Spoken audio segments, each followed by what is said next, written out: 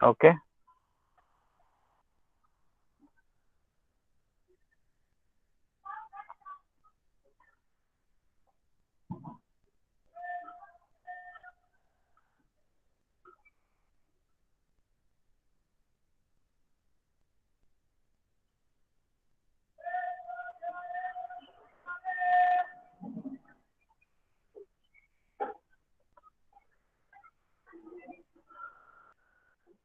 तो आज की क्लास में हम देखेंगे कि अगर हमारे पास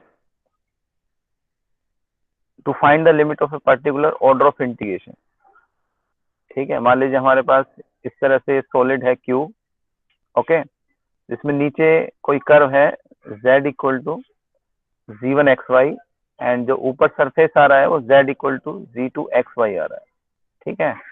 तो उस केस में ये जो सेक्शन है इसका वॉल्यूम हम कैसे फाइंड आउट करेंगे?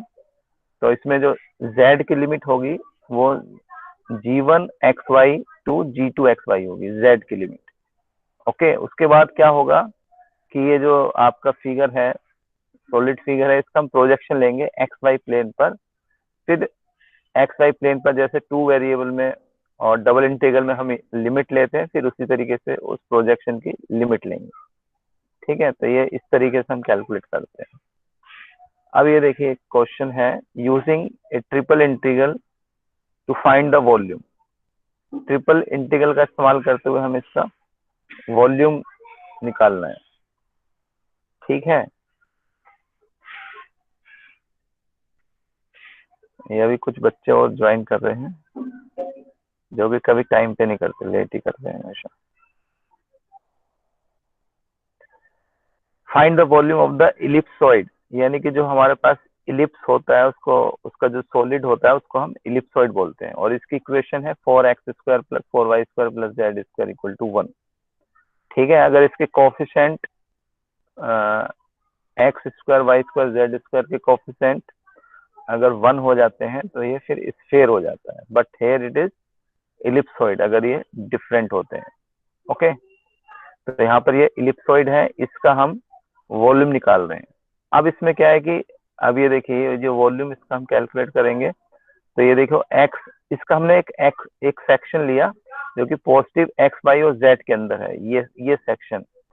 तो ये इसका एक सेक्शन है, इसी तरफ इसके बाजू में एक और सेक्शन होगा, ठीक है। फिर इसके बराबर में एक सेक्शन, इसके बराबर में एक सेक्शन, तो इसका मतलब 4 सेक्शन इसके नीचे हैं और 4 सेक्शन इसके ऊपर हैं। तो ये ऊपर 4 सेक्शन है और नीचे 4 सेक्शन है। तो अगर हम एक सेक्शन का वॉल्यूम निकाल के इसको 8 से मल्टीप्लाई कर देंगे तो सर पूरे स्क्रीन में दिखा। हेलो, हाँ, तो अगर हम एक सेक्शन का वॉल्यूम सर निकालेंगे, आवाज नहीं आ रही है। आवाज आ जाएगी। मैं रिकॉर्ड कर रहा हूँ, अगर आपको कुछ प्रॉब्लम होता है बाद में तो I will send recording, okay. तो बाद में हम रिकॉर्डिंग भेज देंगे। तो ये हेलो इलिप्सॉइड जो है, हेलो, हेलो सर, आवाज आ रही मगर स्क्रीन नहीं दिख रहा। स्क्रीन नहीं दिख रहा, जी सर। ओके।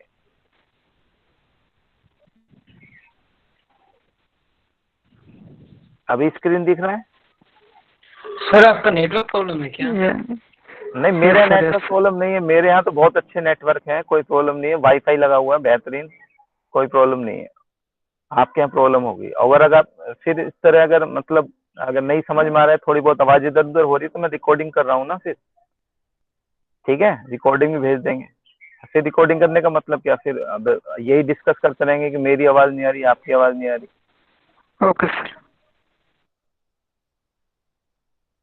अगर किसी को कुछ प्रॉब्लम है तो बाद में वो रिकॉर्डिंग देख सकता है, अगर उसमें भी कुछ प्रॉब्लम होगी तो फिर बाद में पूछ भी सकता है। अभी स्क्रीन शेयर हो रहा है सबको या एक को नहीं हो रहा, ये बताइए। हो रहा है सर। हो रहा हो है रहा हो है ना? रहा तो हाँ, अगर एक को प्रॉब्लम है तो वो मेरी प्रॉब्लम नहीं है, अगर सबको प्रॉब्लम, सबकी स्क्रीन शेयर नहीं हो रही तब मेरी प्रॉब्लम है, ठीक है। तो आप देखते रहिए, रिकॉर्डिंग कर रहा हूँ मैं, आप लोगों को इंशाल्लाह इसकी रिकॉर्डिंग भी मिल जाएगी, ओके।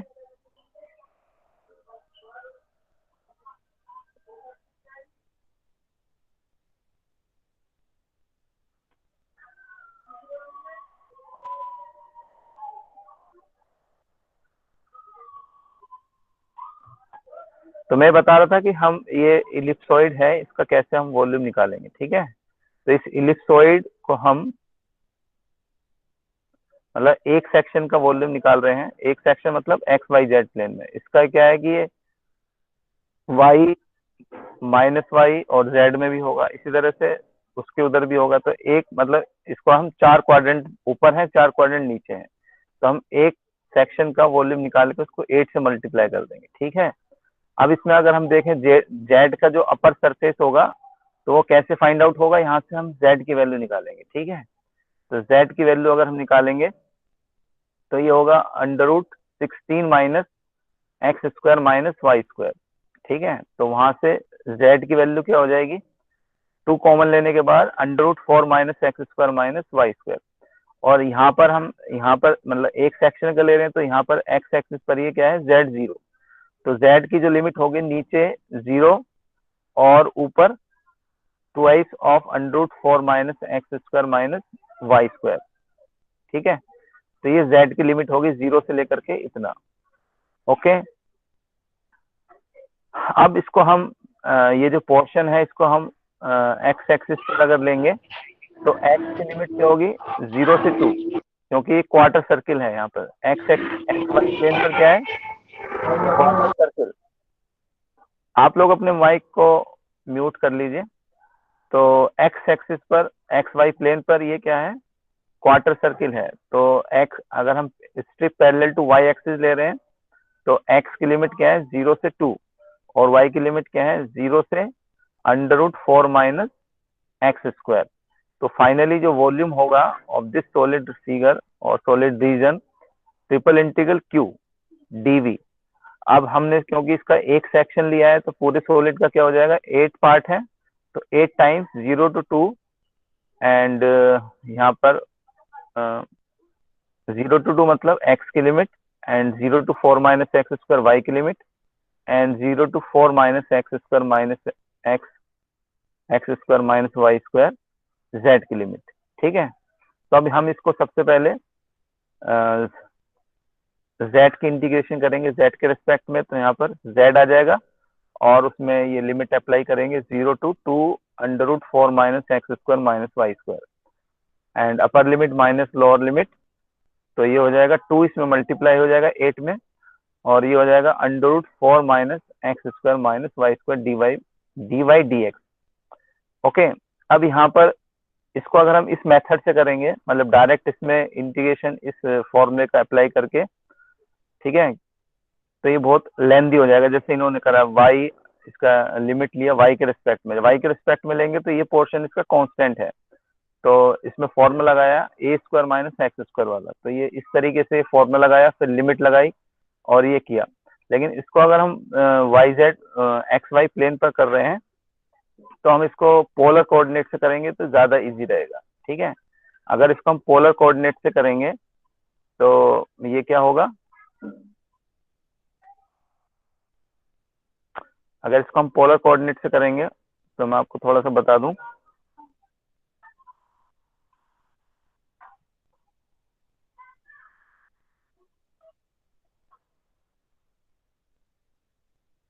ड्रैग नहीं हो रहा है। इसको अगर हम पोलर कोऑर्डिनेट से करेंगे तो इस फिगर को पोलर कोऑर्डिनेट में चेंज कर देंगे तो इसकी जो रेडियस होगी यानी कि 0 to r की जो लिमिट होगी वो 0 to 2 होगी। ठीक है, इस पोर्शन को यानी कि 16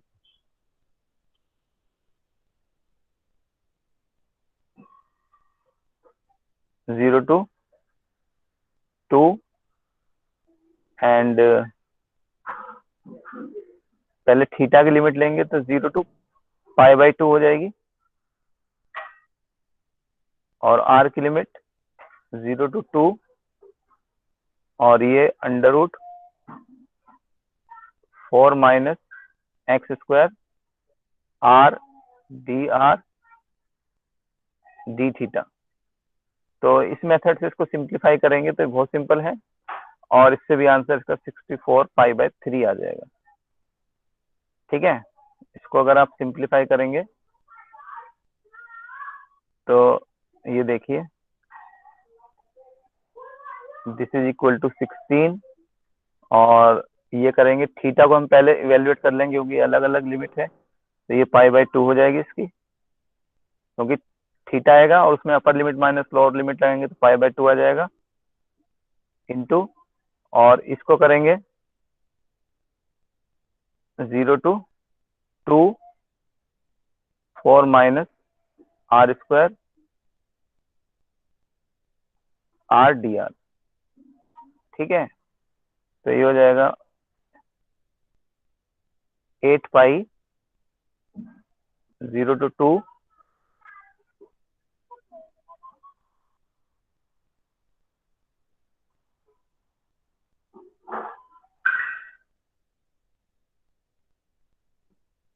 8 पाई 0 to 2 लिमिट, और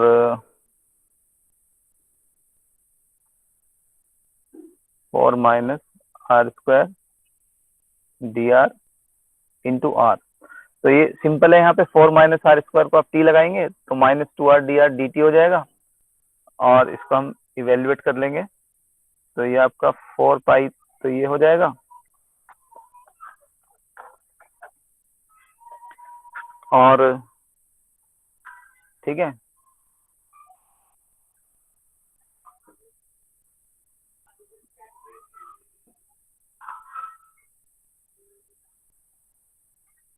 और 4 माइनस r स्क्वायर को t लगाएंगे तो इसकी लिमिट 0 to 4 आएगा, और इसको एडजस्ट कर लेंगे तो ये t की पावर 1/2 dt हो जाएगा। ठीक है, और इसको और अगर हम सिंप्लीफाई करेंगे तो this will be equal to 4 pi, और इसकी लिमिट 2/3 t की पावर 3/2, और लिमिट 0 to 4 लगाएंगे तो दिस विल बी 64 π/3 आ जाएगा ये। ठीक है, तो this method is very simple after applying in polar coordinate. तो इसको अगर हम पोलर कोऑर्डिनेट में ले जाके कर लेंगे तो बहुत सिंपल हो जाएगा। अगर आप इसको इस फॉर्मूले से करोगे तो कैलकुलेशन बहुत लेंदी हो जाएगी। ठीक है, कुछ लोग आंसर निकाल भी पाएंगे, कुछ लोग नहीं भी निकाल पाएंगे, तो that will be very lengthy process. तो इसको इस तरीके से हम कर सकते हैं। इसके बाद इसमें और एग्जांपल्स देखिए, जैसे ये लिखा है setup an integral of the volume of the each solid.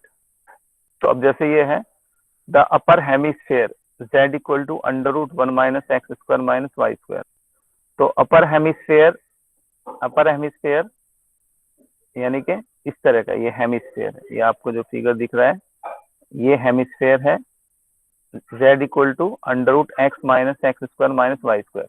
अगर ये सिर्फ ऐसा होता x square plus y square plus z square equal to 1 तो ये पूरा स्फीयर होता। अब इसमें अंडर रूट है तो मतलब ये अपर हेमिस्फीयर, क्योंकि प्लस साइन है, अगर माइनस साइन है तो नीचे का हेमिस्फीयर होता। ठीक है, तो अब इसका आपको वॉल्यूम कैलकुलेट करना है। तो अगर हम देखें तो z नीचे क्या है, एक्स वाई प्लेन पर 0 है, और ऊपर z क्या है √1 minus x square minus Y square upper surface पर। ठीक है, तो z की लिमिट हो गई 0 से लेकर के, ठीक है,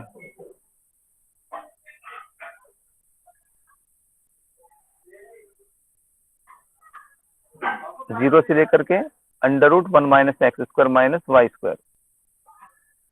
ओके, तो ये 0 से इतना हो गया।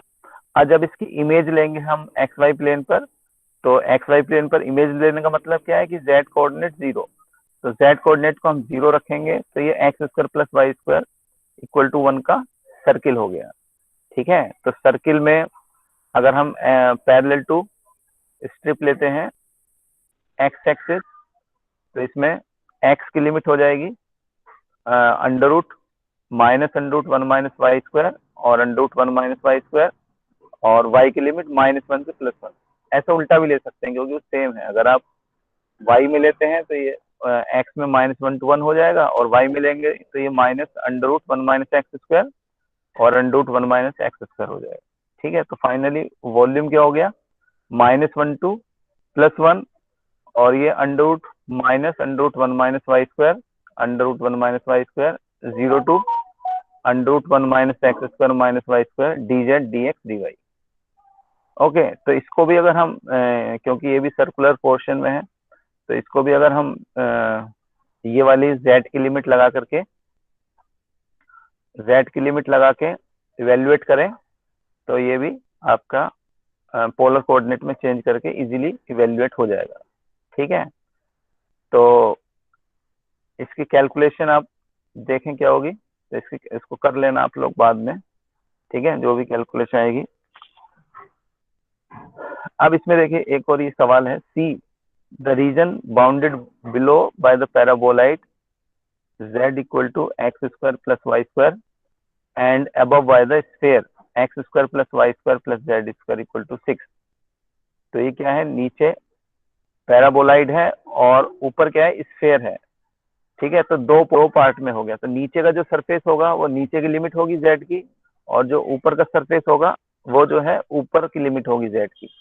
हम यहाँ पर देखें तो z की लिमिट क्या है, नीचे क्या है, पैराबोलाइड है, तो z की limit x square plus y square होगी, और ऊपर z की limit under root 6 minus x square minus Y square. ठीक है, जब स्फीयर से हम स्फीयर क्या है हमारा, स्फीयर है x square plus y square plus z square equal to 6। तो यहाँ से z की लिमिट कैलकुलेट करेंगे तो 6 minus x square minus Y square और z यानी कि अंडर रूट।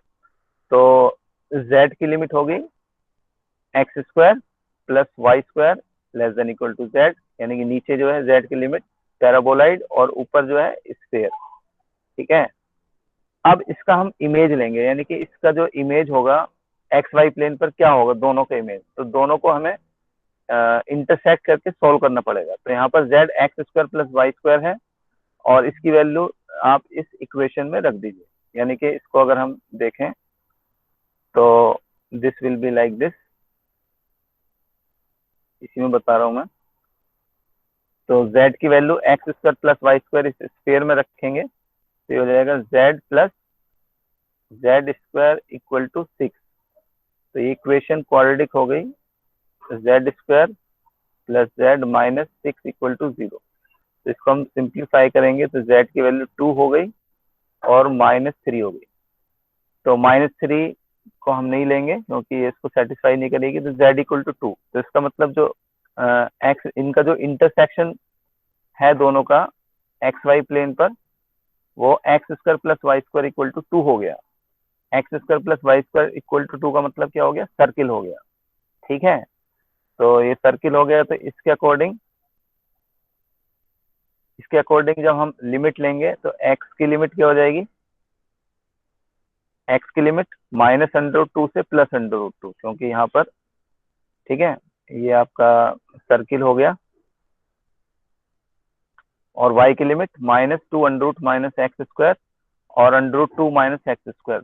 तो फाइनली अब हमारे पास जो वॉल्यूम होगा वो यहाँ पर x की लिमिट माइनस अंडर रूट 2 से प्लस अंडर रूट 2, और यहाँ पर y की limit minus under root 2 minus x. यहाँ से y की लिमिट निकाल सकते हैं ना आप, तो y इक्वल टू क्या होगा, 2 माइनस एक्स स्क्वायर, और y equal to plus minus 2 under root 2 minus x square.